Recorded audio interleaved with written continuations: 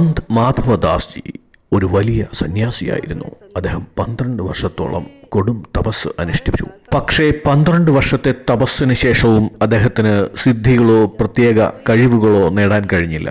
അപ്പോൾ അദ്ദേഹം താന്ത്രിക സാധന ചെയ്യുന്ന ഒരു സന്യാസിയോട് പോയി ചോദിച്ചു, ഇതെന്താണ്? 12 വർഷമായി ഞാൻ തപസ് ചെയ്യുന്നു, പക്ഷേ എനിക്ക് ഒന്നും നേടാൻ കഴിയുന്നില്ല.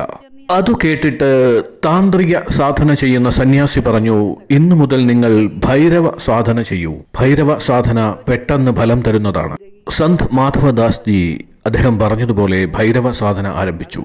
1 വർഷം കഴിയാറായപ്പോഴേക്കും ഭൈരവ സ്വരൂപിയായ ശ്രീ പരമേശ്വരൻ അദ്ദേഹത്തിന് ദർശനം നൽകാനായി എത്തി. തന്റെ പിന്നിൽ വന്നു നിൽക്കുന്നത് ആരാണ് എന്ന മാധവദാസ്ജിയുടെ ചോദ്യത്തിന് മറുപടിയായി താൻ ഭൈരവ സ്വരൂപനായ ശ്രീ പരമേശ്വരനാണെന്നും നിങ്ങൾക്ക് എന്ത് അനുഗ്രഹമാണ് വേണ്ടതെന്നും ചോദിച്ചു. എങ്കിൽ എന്തുകൊണ്ടാണ് അങ്ങ് എന്റെ മുന്നിലേക്ക് അടുത്തേക്ക് വരാത്തത്? പിന്നിൽ നിൽക്കുന്നയാളോട് ഞാനെങ്ങനെ അനുഗ്രഹം ചോദിക്കും? ഭൈരവൻ മറുപടി പറഞ്ഞു, എനിക്ക് താങ്കളുടെ അടുത്തേക്ക് വരാൻ കഴിയില്ല. കാരണം ഇത്ര നാളത്തെ ഗായത്രി തപസ് സാധന കൊണ്ട് അങ്ങയുടെ തേജസ് അടുത്തു വരുന്നവരെ ദഹിപ്പിച്ചു കളയാൻ മാത്രം തീഷ്ണമാണ്. അങ്ങനെയെങ്കിൽ എന്റെ 12 വർഷത്തെ ഗായത്രി തപസ് സാധനയ്ക്ക് യാതൊരു പരിണാമവും ഇല്ലാതിരുന്നത് എന്താണ്?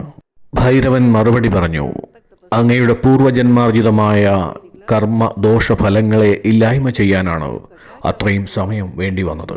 ഇനി നിങ്ങൾ സാധന തുടരൂ, അതിവേഗമായിരിക്കും അഭൂതപൂർവമായ ഫലസിദ്ധികൾ. ഇത് കേട്ട് അദ്ദേഹം ഭൈരവ സാധന നിർത്തിയിട്ട് വീണ്ടും ഗായത്രി സാധന ആരംഭിച്ചു. ഒരു മഹാനായ സന്യാസി എന്ന നിലയിൽ അദ്ദേഹം പ്രസിദ്ധനായി.